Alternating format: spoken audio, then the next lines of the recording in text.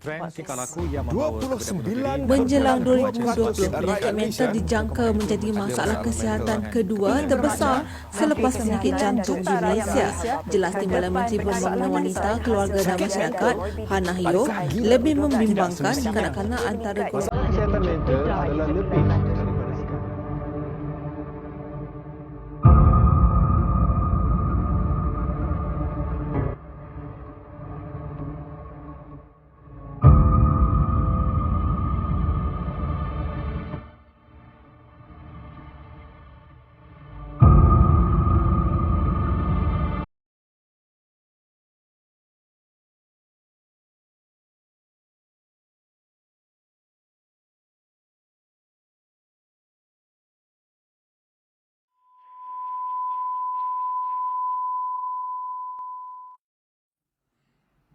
Assalamualaikum dan salam sejahtera. Kembali bersiaran dengan saya Surya Ibrahim daripada Bifredas Kuching dan juga Pustakaan Negeri Sarawak. So, hari ini adalah kesinambungan daripada kita punya siri kesihatan mental belia. So, untuk bahagian kedua kita akan melihat dilema belia dalam kesihatan mental, sumpahan stigma. Okay, so kalau lihat bertajuk macam panjang, tapi senangnya saya nak membawa lah kita semua memahami apakah kesan ketorang stigma terhadap isu kesihatan mental terhadap belia. Sebelum kita bergerak kepada topik pada hari ini, saya nak overview lah perkongsian topik yang saya dah bincangkan pada semalam. Okay. So semalam saya dah terangkan bahawa kesihatan mental adalah ketorang satu bahagian, satu komponen daripada kesihatan kita secara keseluruhan. Jadi kalau kita lah nak menjadi seorang yang sihat, kesihatan mental perlu dijaga, kesihatan fizikal perlu dijaga, barulah kita boleh katakan kita tu sihatlah, orang seorang yang sihat, kita menjaga kesihatan. Okay. Dan kesihatan mental dan kesihatan fizikal ini saling berkait rapat, Kalau satu komponen ini terjejas, satu komponen tu akan mendapat kesan, kan? So dua-duanya saling bergandingan lah. Okay. Yang ketiga saya nak highlightkan pada semula, kesihatan mental tu sama seperti kesihatan fizikal. Okay. Bila kita kata isu kesihatan mental, jangan fokus kepada perkataan mental. Kita lihat kepada apa keseluruhan frasa tersebut. So, kalau kata isu kesihatan mental, maksudnya masalah yang dihadapi berkaitan dengan kesihatan mental. Ia berlainan dengan istilah penyakit mental. Dia berbeza, sangat berbeza. Sama juga lah dengan kesihatan fizikal, betul? Kalau kita kata isu kesihatan pertolongan fizikal, contohnya kita ada jerawat, contohnya kita ada ketuan. Adakah makna kita tu ada penyakit? Kan, sama-sama. So, dua-duanya adalah keturunan. Kalau kita nak compare, dia adalah seiring lah. Seiring. So tanpa membuang masa, kita boleh teruskan kepada stigma, kan? So kalau bahasa-bahasanya, stigma tu ialah satu pandangan negatif lah, terhadap suatu isu, suatu golongan. So pandangan negatif ni datang daripada sini. Datang daripada kita punya kepercayaan negatif kita punya kepercayaan negatif itu. Okay. Mana datangnya kepercayaan negatif itu? Sebab kita tu bila kita nak orang menerima sesuatu, kita akan orang dapat maklumat. So kepercayaan negatif ini datang daripada bila kita dapat maklumat yang salah tentang suatu perkara. Contohnya lah, so kita lihat kepada isu kesihatan mental. Kita selamat tu dimomokkan dari segenap media masa lah, berita kah, kata orang wayang kah, TV kah, tentang isu kesihatan mental yang tidak tepat. Sebab kadang-kadang orang tu nak mendramakan suatu keadaan. So dia macam kata orang tambah perisa, tambah MSG kata orang. Jadi kebenaran tentang isu kesihatan mental tu, kebenarannya masih tersembunyi. Orang tak tahu. Dan orang pun kebanyakannya tidak mengambil tahu. Kan? So apa contohnya kalau nangga kisah movie lah, asal dia pembunuh tu dia mesti psikopat, dia mesti kata orang kejam, dia mesti kata orang pembunuh lah. Tapi sebenarnya si semua macam dia. So kita akan kupas lagi dalam kelab. So stigma tu ialah datang daripada kita punya kepercayaan lah, yang negatif disebabkan kita punya kurang kurang effort, kurang usaha untuk mendapatkan maklumat yang benar, kan. So samalah kita, kalau kita nak compare dengan kita punya keadaan sekarang kan, yang pandemik tu kan. So macam-macam benda lucu yang kita apa tu saya nanggal lah kan, right? So dah banyak dah dipompang-pompang tentang kita punya cara transmisi virus apa semua. Masih lagi lah orang yang si faham-faham kan, masih lagi orang yang pula benda yang si betul. Sebab apa? Maklumat sudah ada, maklumat sudah terpampang, cuma si ambil masa untuk memahami dan ataupun untuk mengetahui, ambil part tentang fakta-fakta kan. So itulah adalah stigma. Dan stigma tu sebenarnya datang daripada kita punya habit juga lah, kita punya kebiasaan lah, kita suka generalization kan. Satu pandangan yang disebabkan, satu kita punya kita suka pukul rata kan. Contohnya bila kita sebut tentang depression, kita akan bayangkan orang yang macam yalah, yang tidak yang tidak produktif. Kita bayangkan orang itu adalah macam orang yang suram. Sebenarnya salah ya. Ada juga orang yang mengalami depression, dia nampaknya sangat aktif, sangat produktif, tapi dalamnya mengalami masalah depression, pada masa yang sama, nya juga boleh berfungsi. Itulah sebabnya kita bolehlah sekadar pukul rata banyak benda. Right. So gini boleh timbul, kata orang stigma tu boleh kata orang ditonjolkan. So stigma tu yang pertama lah, bila kita tu jahil lah. Bahasa putih ignorant. Kalau bahasa pasarnya mungkin wajar disebutkan kot. Faham lah sendiri kalau jahil lah. So dia datang daripada bila kita ada pengetahuan. Dengan satu topik yang kita stigma lah, yang kita ada stigma. Contohnya dalam isu kesihatan mental tu. Sebab tu kita jahil, bila terdengar perkataan mental dah, automatically lah, otak tu dah automatically akan terfikir tentang apa? Orang gila. Kita terfikir tentang what psychiatry. Itu terfikir. Dengan perkataan mental dah. Belum kata lain. Sebab itu kejahalan bermula kalau kita tidak ada pengetahuan. So yang penting lah dalam yang saya nak tekankan lah dalam bahagian tu ialah kita punya pengetahuan. Dan disebab tu juga Pustaka Negeri Sarawak berusaha lah untuk membantu NGO seperti kami tu lah, Befrienders Kuching, untuk mengurangkan stigma atau menghapuskan stigma tentang kesihatan mental. Sebab kami semua ingin memberi pengetahuan kan. So just information je lah. Selain daripada Befrienders Kuching, kita ada pelbagai NGO seperti Malaysian seperti Mental Health Association, kita ada Sarawak Mental Health Advocate yang sama-sama mempunyai misi untuk menghapuskan stigma terhadap isu kesihatan mental. So datangnya daripada masalah pengetahuan. Sebab itu saya jugalah nak mengeluarkanlah kepada mereka yang terlibat dalam media, baiknya daripada wartawan, baiknya daripada macam penerbit kah, director kah, penulis skrip kah. Apabila you nak produce satu konten, satu apa-apa, tolonglah ambil masa untuk membuat kajian, do your research, supaya you boleh tonjolkan isu kesihatan mentalnya dengan adil. So sebab apa? Kadang-kadang kecewa jugalah. Contohlah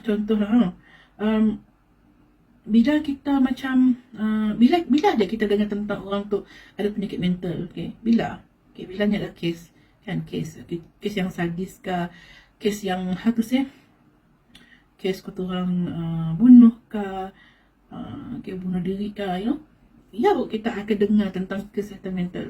Tapi pada masa-masa lain kurang diberi perhatian, kurang digembar-gemburkan. Jadi bila ada orang bermusi macamnya, jadi orang biasalah bila kita tu membesar dalam keadaan macamnya, kita akan just automatically lah akan linkkan, kalau bunuh-bunuh orang tu semuanya ada depression, semuanya psikopat kan. Okay, sebab kita dah ada link macam ni. Tapi sebenarnya okay, saya nak kau faham dengan cara macam tu senang lah. Semua gajah warna kelabu, okay, tapi semua kelabu mesti gajah. Jadi apa yang saya nak sampaikan ialah orang yang buat jenayah tu, okay, mungkinnya ada isu kesihatan mental ataupun ada penyakit mental. Tetapi si semua orang yang ada isu kesihatan mental ataupun penyakit mental tu adalah penjenayah. Beza ya? Ada perbezaan, okay? Dan juga bila you boleh bezakan antara isu kesihatan mental dengan penyakit mentalnya adalah dua perkara yang berbeza, okay? Contohnya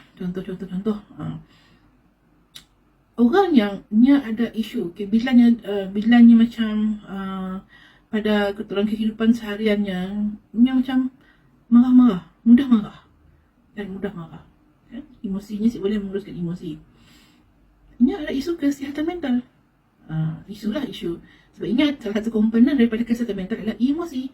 Dan bila orang yang suka marah, maksudnya ada keupayaan untuk menguruskan emosi, kan. Tetapi si bermaknanya mempunyai penyakit mental. Kira nampak sih. Itu kita, betul saya macam harapkanlah daripada apabila kita dah mengikuti siri isu kesihatan mental tu, okay, saya harap itu menjadi spark, satu macam cetusan, okay, satu macam mencetuskan curiosity maksudnya perasaan ingin tahu daripada kalangan belia tentang kesihatan mental. Dan saya haraplah berhenti di situ saja. Kita orang akan menggunakan media, buku kah, jurnal kah, ataupun media sosial kah untuk memahami tentang isu kesihatan mental tu dengan lebih lanjut. So kalau banyaklah yang you dapat, you ada maklumat, so you akan lebih faham. So stigma tu bolehlah kita kurangkan, kita hapuskan. Okay, sebab ini semua stigma tu semuanya datang daripada kita. Hanya kita sajalah yang boleh menghapus stigma. Bermula daripada kita dulu. Dengan apa? Dengan ambil dengan ilmu pengetahuan. Okay? So yang kedua, okay, ialah prasangka, prejudice, berprasangka buruk. Prasangka buruk ni macam bila kita tu bila terdengar tentang orang yang pergi ke kaunselor, kata, oh ni ada appointment jumpa dengan kaunselor. You punya pandangan apa? Ada masalah ni kau. Tentang yang gila. Tu gila. Si alang-alang tu gila. Okay, tu kami nak terangkan tuan-tuan dan puan-puan, adik-adik, kakak, abang, okay. Bila seseorang yang pergi berjumpa dengan kaunselor, okay, pertama, okay, saya mau pujilah kepada orang yang ada keberanian untuk pergi berjumpa dengan kaunselor untuk mendapatkan bantuan, okay, alright. Sebab apa? Ia satu perkara yang kita bijak dan juga berani, okay, dan juga satu yang bertanggungjawab, bagi bertanggungjawab pada dirinya sendiri lah. Okay. So ada satu benda lagi yang saya nak clarify di sini tentang peranan kaunselor, clinical psychology dan juga doktor psikiatris. Tu saya nak terangkanlah sekarang tu. Okay, kalau kaunselor ada satu kelompok, kita panggilnya sebagai, ada yang guna istilah para kaunselor, tapi saya rasa saya biasa mengguna istilah pemberi sokongan emosi lah. Okay, kita ada 4 peringkat, okay, untuk menangani isu kesihatan mental. Peringkat pertama yang terawal sekali ialah kata pemberi sokongan emosi. Okay. So siapakah yang pemberi sokongan emosi sebenarnya? Kalau secara rasminya sebenarnya siapa je boleh. Okay, even friends, family, kan, kawan-kawan, keluarga, ataupun daripada organisasi seperti Befrienders Kucing lah. So Befrienders Kucing, dapat orang offer sokongan emosi kepada mereka yang mengalami masalah isu kesihatan mental. Okay, you sedih kah, you rasa macam kesunyian kah, you boleh kontak kita, you boleh melalui kotoran telefon ataupun boleh email untuk mendapatkan sokongan emosi. Okay. So saya sebut perkataan sokongan emosi bermaksud bila you call, okay, you dalam keadaan macam kotoran emosi you tak stabil, emosi you dalam keadaan kotoran intens, tinggi, kan. So bila you bercakap dengan kita orang, okay, harap-harapnya lah, so di akhir komunikasi you dapat rasa lega. lega. Okay. Alright. Tapi saya nak tegaskan di sini, yang memberi sokongan emosinya hanya kata orang memberi kelegaan sementara, yang bukanlah satu rawatan. Kita macam maksudnya kami orang membantu kita untuk fix your problem lah. Saya ada bantuan di siang. Ini hanya untuk bantu kita kata orang cool down sebenarnya. Itulah sokongan emosi. Okay. So remember, befrienders coaching memberi kata orang perkhidmatan sokongan emosi. Yang kedua, kita ada kaunselor.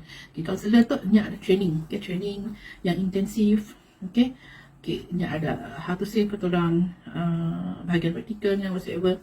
So yang penting kaunselor, okay, mereka memberi sokongan emosi, tetapi mereka juga boleh memberi terapi, rawatan lah.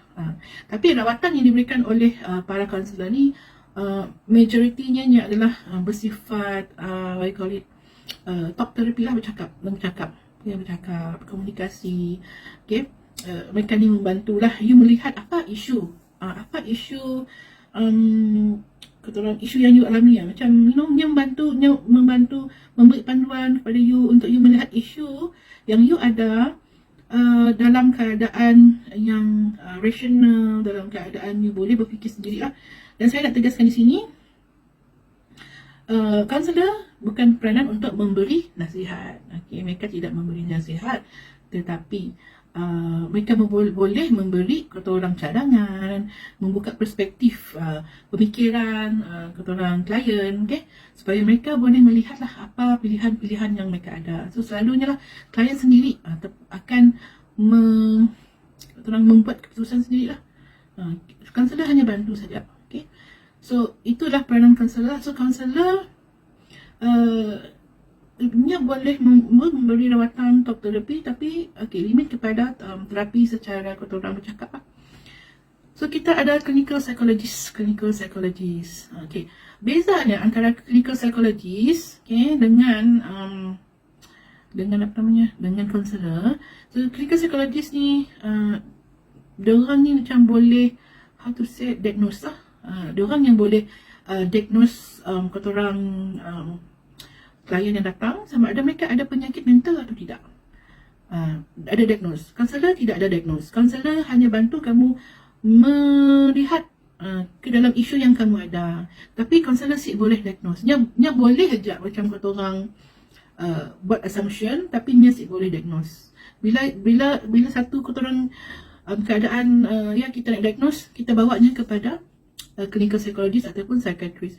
So kalau you pergi ke clinical psychologist pun sama juga, mereka hanya boleh bagi terapi secara bercakap lah, dan mereka tidak boleh diagnose apakah isu kesihatan yang ada pada kata orang pesakit lah. Okay. Lepas itu, kalau kita lihat pula kepada doktor psikiatri, itu lebih tinggi lagi lah, sebabnya boleh prescribe ubat. Sebab doktor psikiatri di Malaysia tu asal-asalnya adalah doktor yang menjalani latihan sebagai doktor, dan mereka kata orang pakar, ambil spesialis lah dalam psikiatri. So oleh sebab setidaknya bolehlah memprescribe ubat kepada pesakit. Doktor juga ada kala juga mereka akan bagi orang terapi secara bercakap. Tapi it depends lah dengan keadaan orang availability, dengan kata orang dengan keadaan sistem kata orang organisasi. So selalunya mereka yang mengalami penyakit mental, okay, selalunya mereka didiagnose oleh sama ada clinical psychologist ataupun doktor psikiatri. Tetapi untuk rawatan ubat, doktor psikiatri je yang boleh bagi keterangan ubat. Okay. So, you nampak lah ada perbezaan. Okay, jadi, sebab itulah, bila seseorang pergi jumpa dengan kaunselor, ataupun orang yang pergi minta bantuan daripada pemberi sokongan emosi, belum boleh dikira sebagai pesakit mental, belum lagi. Even you jumpa dengan clinical psychologist, kalau dia punya diagnosis bukanlah kata orang sakit mental, so bukan, maybe you jumpa untuk dapatkan terapi. Kan, kadang-kadang kita jumpa dengan doktor psikiatris pun, bila dia jumpa doktor psikiatris selagi dia belum diagnose, kan, you bukanlah pesakit mental. You hanya dapatkan rawatan isu kesihatan mental. Tak ada bezanya. Okay. So untuk mendapatkan diagnosis, untuk mengatakan you dah pesakit mental, nya perlu banyak test masa. Okay, sebab you kena faham isu kesihatan mental tu nya boleh ada pelbagai sebab. Okay, ada yang sebab biological, okay, hormon terganggu, kan, perubahan fisiologi. Okay, ada yang sebabkan oleh ketorang persekitaran yang toksik bagi seseorang, yang buat disekelilingi oleh orang yang ketorang, well, I can say that orang yang mempunyai kesihatan isu mental tu dia torture daripada orang yang normal. Orang normal tu pun jadi masalah isu kesihatan mental juga. So ya, kadang-kadang ataupun kadang yang mengalami satu situasi yang mana nya adalah ketorang memberi trauma kepada seseorang, ataupun kadang-kadang orang tu nya menyalahgunakanlah certain ubat. Okay. Jadi kita boleh kata sakit mental, ada tu sakit mental, dah semualah orang mental lah. Nya perlu ada beberapa ujian, ada beberapa penilaian, ambil masa, bukan sebarang-barangan. Okay, sebab janganlah kita lalu bila orang pergi jumpa dengan doktor psikiatris, selalulah katanya tak penyakit mental. Bukan lagi. Just jumpa sekali bukan lagi. So saya nak highlight sebab apa? Sebab ada kan isu yang terbaru di Melaka tu kan. So pada mulanya dia dikatakan ada depression, kan dia dah jumpa dengan psikiatri. Tapi bila kita nanggap rekodnya, nya mendapatkan rawatnya je rawatan sekali dah. Nya sick lah orang mendapat rawatan sepenuhnya. Belum lagi betul-betul orang dapat penilaian yang sepenuhnya. So kita boleh orang nak linkkan, nak kaitkan nya ada depresi sebab ianya ada mula kelakuan jenayah. Okay. Could be isu kesihatan mentalnya bukan berkaitan dengan depresi. Isu kesihatan mentalnya yang mendorong, yang ketorang yang membiarkannya kisah masih disiasatkan. Kita tahu apa sebenarnya berlaku, tapi dalam situasi yang kita tahu which one, apakah kisah mental yang ada yang menyebabkan kejadian yang boleh berlaku. Kes semestinya depression, mungkin ada isu-isu lain yang kita tahu. Okay, alright.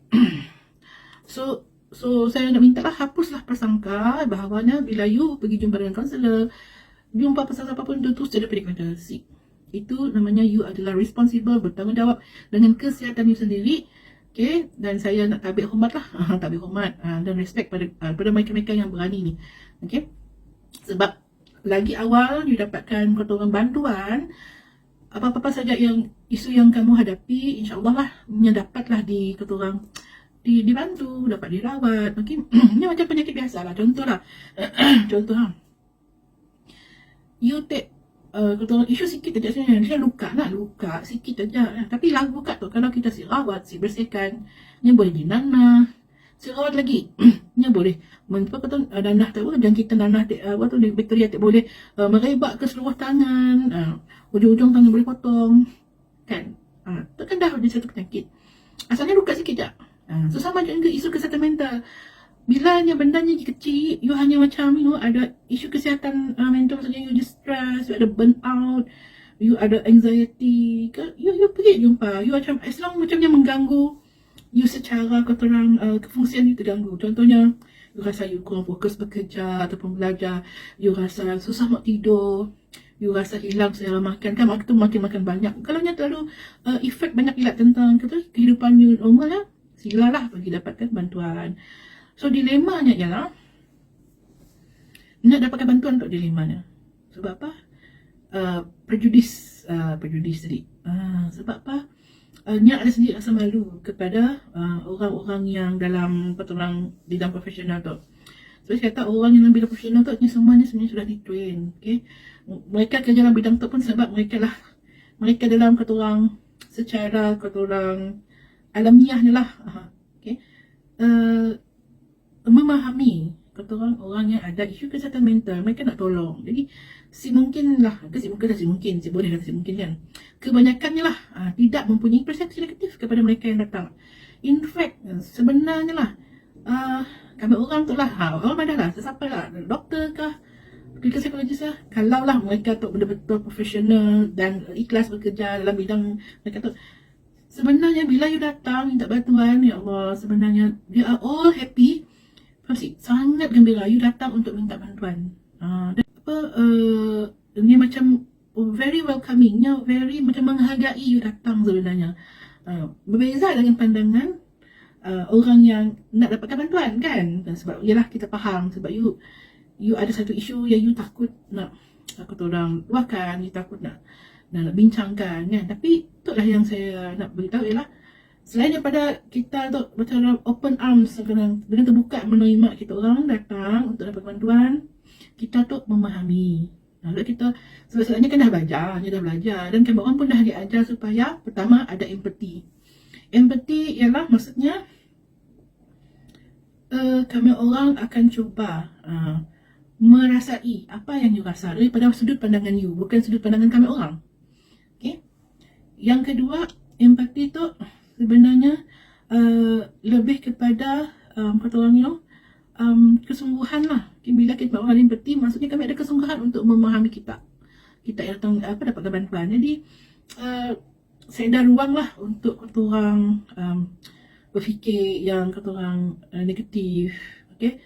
Tapi saya sering nasihatkan lah, bila you ada kata orang minta bantuan, okay, seberapa lah kaunselor kah, klinikal psikologis kah, atau psikiatris kah, okay, make sure you rasa selesa lah dengan siapa-siapa yang you jumpa, you rasa kata orang setidaknya membantu. Okay? Tetapi saya boleh menafikan lah, bagi kata semua manusia ada yang okey, ada yang okey. Dalam apa-apa profession pun sama macam ni kan. Okay, ada orang ikhlas mula kerjanya, ada yang sebab pada ikhlas. Jadi jikalah kita orang jumpa orang yang nak sepatutnya membantu yang profesional tu, si selesa, you rasa selesa, you rasanya tu macam si memahami, si membantu you, jangan bermasalah, pergi request orang lain. Jangan biarkan diri you kata orang dalam keadaan yang you si selesa. You mesti selesa. Bila you cakap dengan orang profesional tu, you mesti selesa sebab ia dah kerjanya. Bila you si rasa selesa, tolong carilah orang lain. Jangan pedulilah kalau you kata you takut ya. Sekarang tu you nak dapatkan rotan, you kena fikirkan diri sendiri, you kena fikirkan keselesaan you sendiri. Saya sangat terkilan jugalah sebab dari segi bacaankah, perkongsian pengalaman daripada orang lain. Ada yang kata orang menceritakan lah pengalaman-pengalaman yang tidak sepatutnya berlaku, okay, kepada mereka yang pergi memohon bantuan. Tapi siapa nak kita nak elak, kadang-kadang benda tu boleh berlaku kan. Jadi apa yang saya nasihatkan, saya cadangkan pada masa tu ialah pergilah cari orang lain, jangan buang masa. Si semua kaunselor, si semua ahli psikiatri ataupun klinikal psikologi, si semuanya seperti orang yang kita jumpa. Ada juga orang yang beri pengalaman yang kata orang luar biasa, yang rasanya macam happy, yang rasa dibantu. Okay, itu yang kita mahu lah. So jangan buang masa dengan orang yang tidak ikhlas membantu, cari orang lain. Ada ramai orang yang banyak yang ingin ikhlas membantu kita orang untuk di luar sana. Okay, remember, si Datuk semua lah macam kalau orang befrienders pun, okay, memang sangat berbesar hati kalau orang call yang rasa lonely ke, kalau orang tak ada apa-apa kata orang masalah, call tak. Okay, bila you ada perlukan bantuan sokongan emosi. Okay.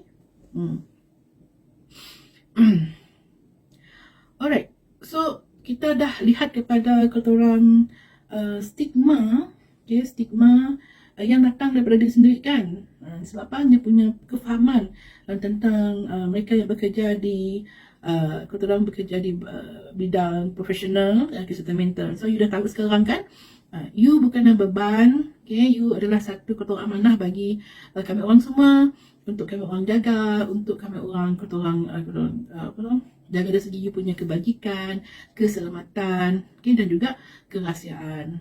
So semua peringkat tadi yang saya cerita, baik daripada golongan mereka yang memberi bantuan emosi sampailah ke peringkat doktor psikiatri, okay, semua kami orang dah diberi latihan. Utamanya ada empati kepada kita orang. Yang keduanya, yang paling penting, segala apa yang kita orang ceritakan adalah private and confidential. Private and confidential. Saya ulang lagi sekali, private and confidential. Si adalah kata orang akan diwarukankan, akan dibincang-bincangkan, akan didokumentasikan, kalau dia tulis report pun, tulis report yang seadanya, yang perlu je lah untuk direkodkan. So ni macam ada privilege dekat privilege antara klien dan juga kaunselor ataupun dengan clinical psychologist ataupun dengan dato secretaris. Okay, sebab apa? Sebelum you dapatkan rawatan, sebenarnya you akan pola kontrak, dan ada salah satu kontraknya ialah kerahsiaan tu lah, kerahsiaan.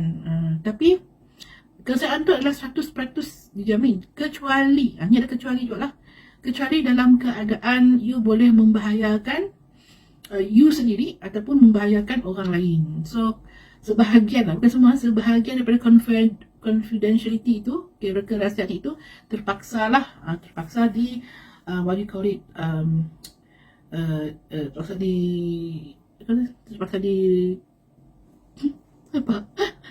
terpaksa langgar lah untuk menjaga keselamatan you dan keselamatan orang lain. Tu kena faham . Tapi selain daripada apa-apa yang cerita, insya-Allah lah, semoga mereka bekerja di bidang kesihatan mental tu semua yang menjaga amanah. Memanglah ni adalah private and confidential. Okay, so saya haraplah dengan penerangan saya selama 20 minit yang lalu, memberikan keyakinan lah kepada belia untuk berani tampil dan minta bantuan lah. Untuk sekecil-kecil isu kesihatan mental pun, datanglah, janganlah takut. Itu yang kami mau jelaskan lah. Okay. Dilema kata orang sikit lagi. Okay. Yang datang, yang ada pada belia, yang datang daripada isu diskriminasi. Itu yang ketiga lah. Okay. Isu diskriminasi. Tadi kita cerita tentang jahil kan, yang kedua ada prasangka, yang ketiga tu tentang diskriminasi. So masalahnya kebanyakan lah, saya tu sebenarnya pekerjaan saya tu sebagai cikgu, dan saya banyak deal lah kepada golongan-golongan belia tu lah. So ketakutan yang mereka macam merasa sangat-sangat mengerikan lah. Mereka takut diskriminasi di tempat belajar ataupun di tempat kerja, diskriminasi daripada pihak atasan kah, daripada rakan sekerja ataupun rakan sekolah kah, rakan sekolah kah, itu yang mereka takut sekali, diskriminasi. Mereka takut bila mereka tampil untuk rawatan, mungkin mereka akan dipulaukan kah. Yang tu diskriminasi tu adalah tindakan orang pada you. So kita dapatlah secara ketorang one by one kita nak ketorang atasi benda tu lah. So datangnya kita nak hapuskan stigma tak? Sebab stigma tadi lah yang akan menyebabkan diskriminasi. Dan diskriminasi inilah yang menyebabkan ramai orang takut tampil untuk dapatkan bantuan. Itu yang utamanya lah. Jadi kalau belia dalam macam masih belajar lah, belia yang masih belajar, saya galakkan lah. Kalau you rasa something is not right, you nak dapatkan bantuan, sebab ikutlah, kalau umur 17 tahun tu ada lain sikit, kalau umur 18 tahun tu ada lain sikit lah. Umur 17 tahun tu kira you still minority di bawah jagaan parents kan, alright. Kalaulah you ada parents yang memahami, bolehlah dapatkan ketorang berkomunikasi dengan parents, and then melalui parents you pergilah ke mana-mana klinik kesihatan, dan bolehlah buat ujian dulu kesihatan mana-mana je, supaya dia boleh refer you kepada klinik yang bersesuaian lah. Mesti mau pergi ke klinik kerjaan pun you boleh juga pergi ke pusat-pusat kaunseling swasta, you boleh pergi lebih cepat prosesnya. Pulanglah pada masing-masing. Sebab bila minority tu perlu ada consent daripada ibu bapa, right? So kalaulah you tu daripada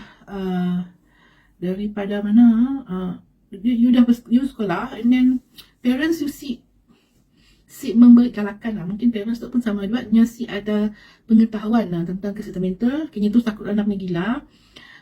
Saya syorkan lah, you pergilah ke orang setiap institusi pengajian, setiap tempat kerja, mesti ada satu keturang kaunselor yang bekerja di sana.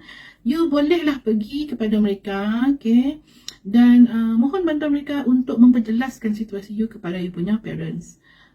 Untuk yang umur 17 bawah lah, supaya kita boleh beri bantuan kepada you.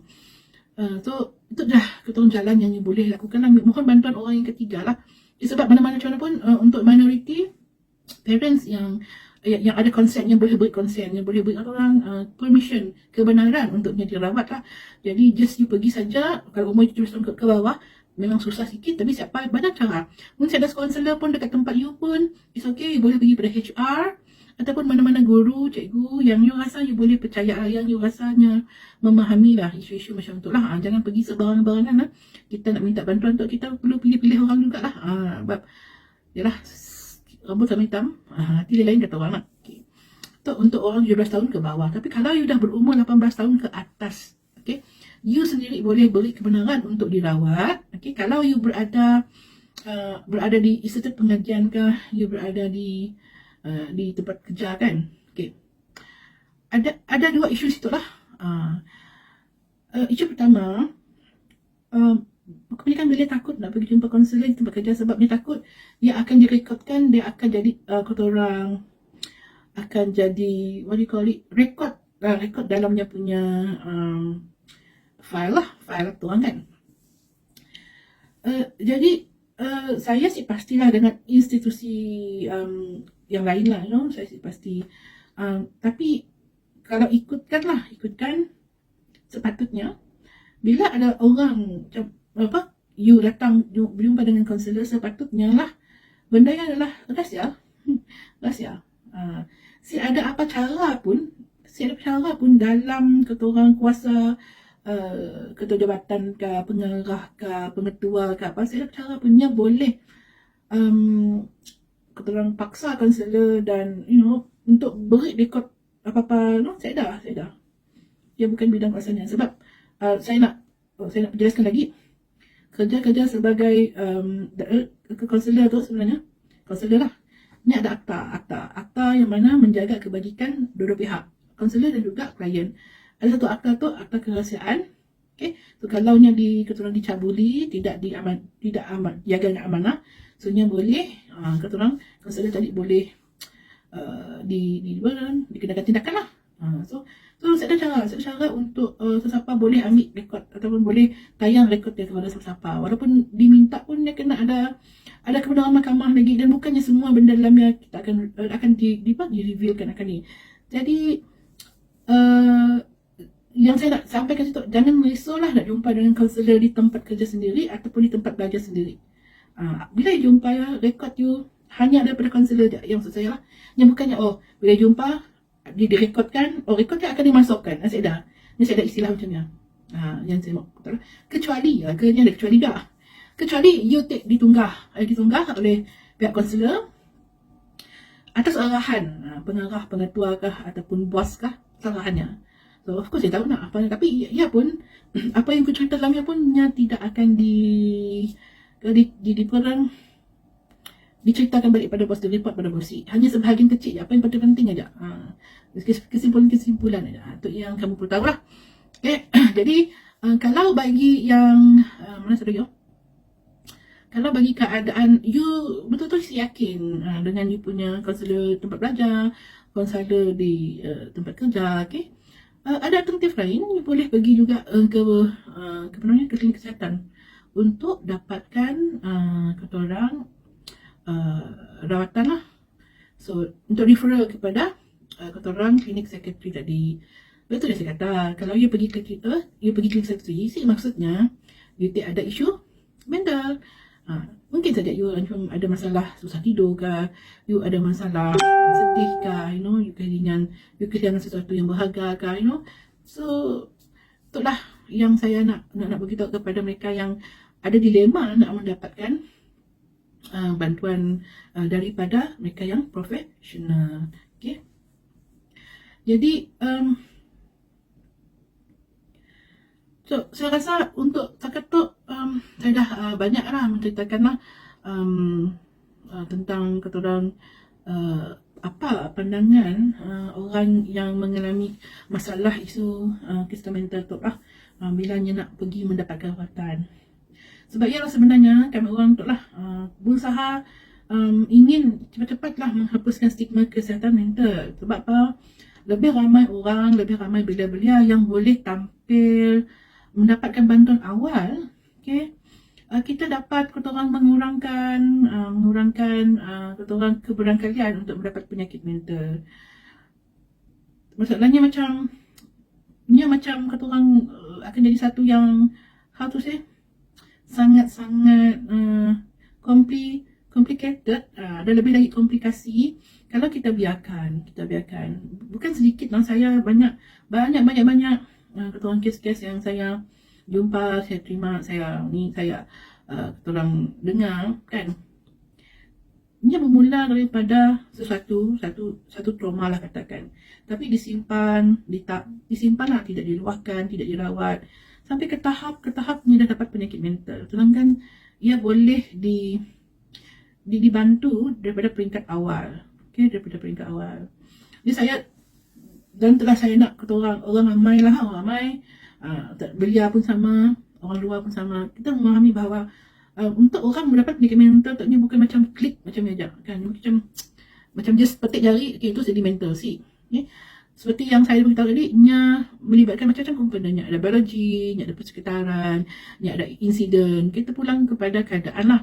So kita boleh nak pukul rata pada semua bahagian. Kita mesti melihatnya pada segi kata orang case by case. Okay.